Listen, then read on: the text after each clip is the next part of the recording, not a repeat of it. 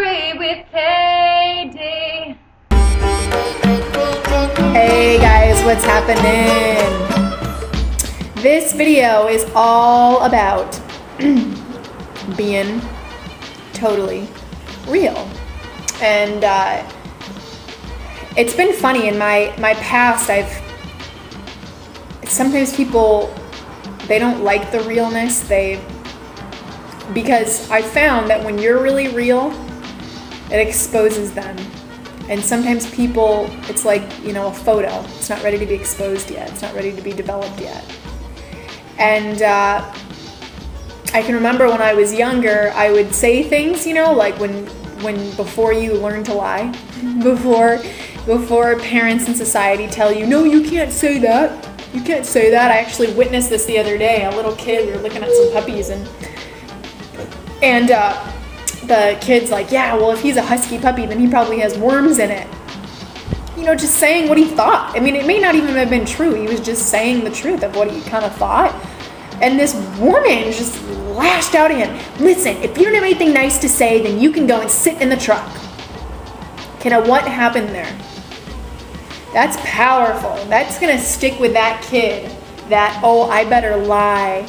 I better just tell this person what they want to hear. Yeah, aren't these puppies great? It's not okay to be honest. It's not okay to share what I'm thinking. It's not okay to share what's on my mind. And I can remember, as a kid being told, once I really got into Christianity and really believed, firmly about being honest, and wanted to live that in my life, because I wasn't before. I was a big stinking liar before I found God, and I still am. I still have times where I'll realize later, like, wait, that was kind of a half truth. That wasn't really true, and go back and forgive myself for those things, these days the lies tend to be just lies I tell myself, or stories that I believe that aren't true. Anything outside of love is pretty much a lie. So there you go. So those are kind of the lies where I lie today, or I lie to others about what they can or can't do. I tell someone they can't do something, I'm lying. So that's a lie. So and one of the things I just want to share that's kind of personal, but it's weird. It's like when I share it, I'm free. I free myself, and I free the people that want to be freed in the moment with me listening to this, whenever it is that you listen to this.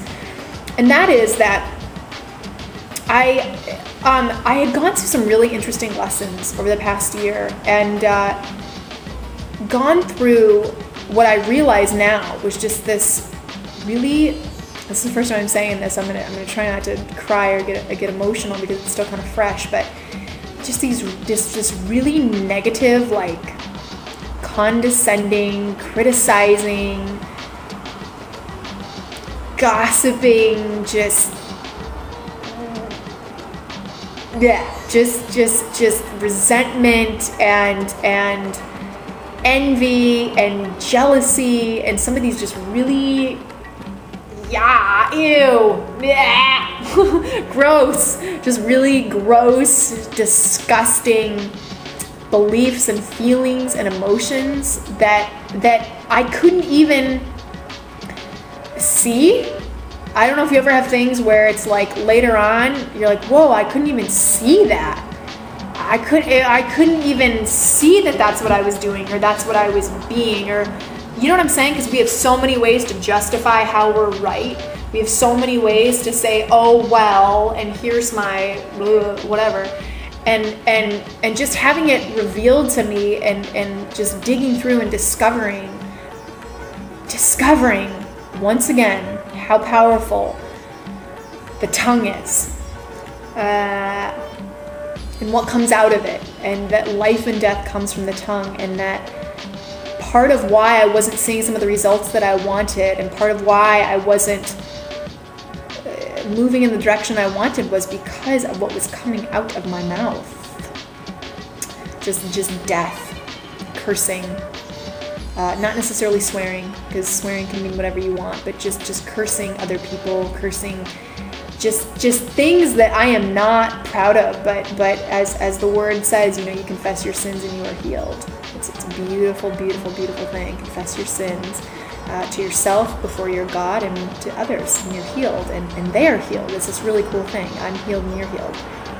And it was weird. It's like, I don't know if you ever go through an issue where you kind of see something and you're like, oh, okay, great. And then it's like you clear a level of it. I don't know, or like a layer, like I think of it like an onion. If an issue is an onion, it's like you clear one of that top layer and you're like, I'm done, cool, done, good. And then it comes and like rears its ugly onion head like 3 months later or 6 months later to remind you, oh no, there's something else still there. There's still some more layers to unravel here before the onion's gone. And that's kind of been my experience with some of these things was why did I feel a certain way? And it's so curious to me that we can have so many different lies attached to one thing. You know, it's you know, I'm blaming, you know, so and so for something, but why am I doing that? Why am I blaming? Why? And in my circumstance, it was because I felt shame. And in my experience, I found that 99% of anger and hatred and blame is a cover-up for sadness, for shame, for grief. And I was ashamed that I wasn't as successful as this person. That I wasn't, that I had worked just as hard before, that I had this, that I had that what the heck was wrong with me, that I couldn't